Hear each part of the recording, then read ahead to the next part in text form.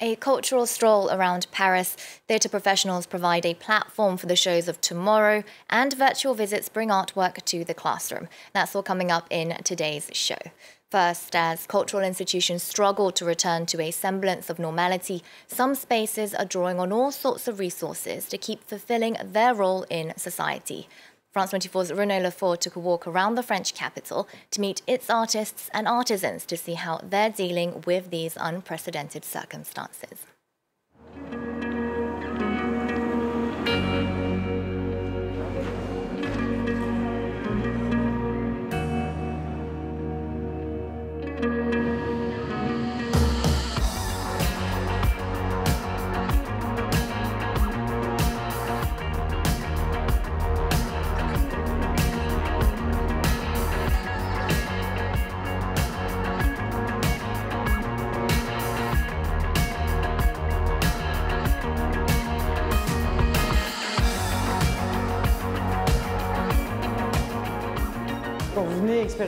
When you come in to experience exhibition, Philippe's curtains are activated by sensors, which the Paris Town Hall allowed us to place in the River Seine.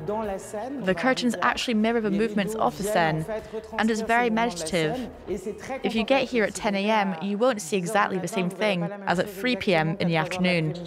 If it's bright outside or if it rains, it changes and you get a ballet of colors in the gallery.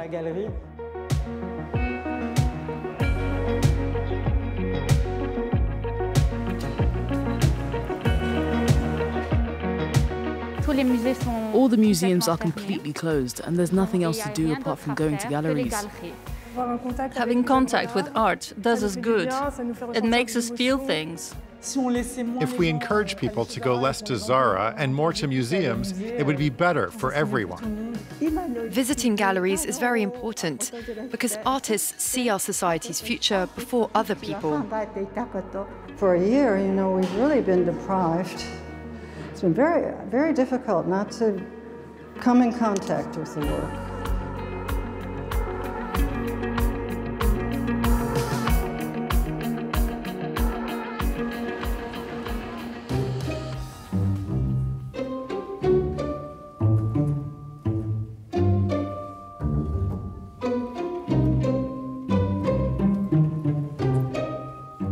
The consumer society is not constitutionally capable of meeting all the basic needs of the human being, and it therefore inevitably leads to a real dehumanization of the population subjected to it.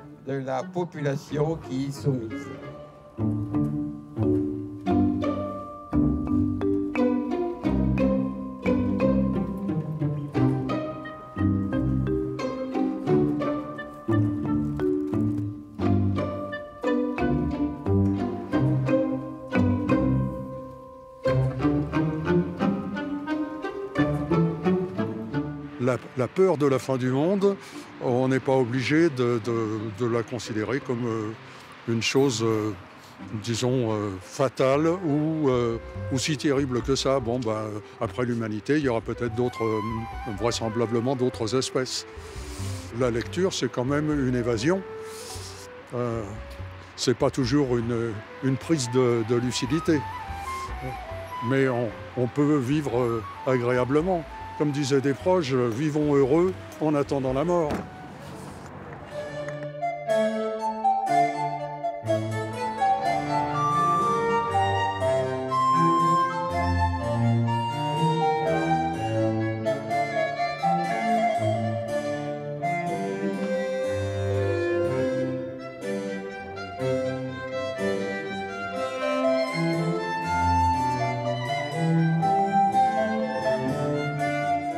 Bonjour Philippe. Bonjour Patricia. Je suis venue pour porter ma flûte. Elle était accidentée.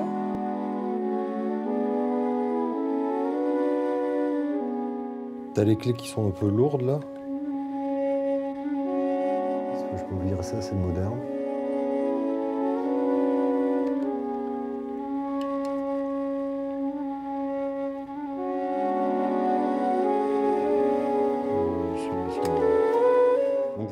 This is a traditional keypad made from a material like rubber, which is yellow. And here is mine, which is white. And it has very different characteristics. The feel is different. When you press the key, the sensation is different. And that's important for the flute player.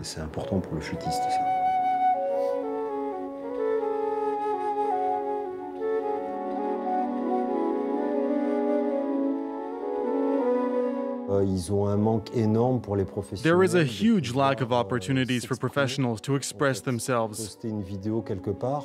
Posting a video somewhere helps to motivate people to work on something, to give them the desire to make music. But when there's no real feedback in the moment, they really feel the void. Lots of orchestras have closed, so for those that don't give lessons on the side, they don't know what to work on anymore.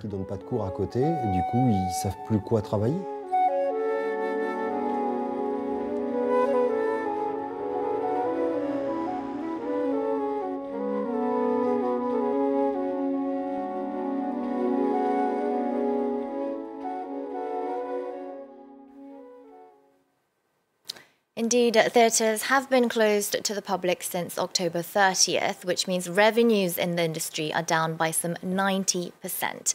However, a handful of shows are actually being staged. It's not a case of civil disobedience, more of a lifeline thrown to struggling artists and their colleagues, with strict health and safety measures in place. France 24's reporters went to check out one of those shows here in Paris.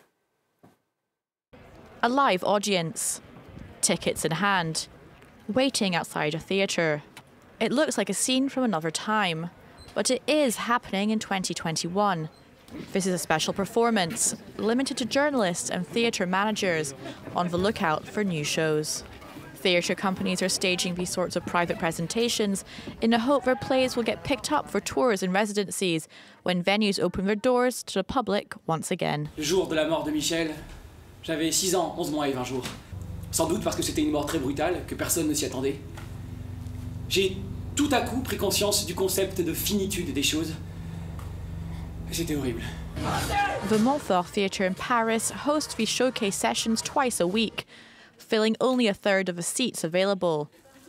Performances start at 3 p.m, so everyone can be home before curfew at 6 p.m. Solal presented his show, which was meant to play for 10 days.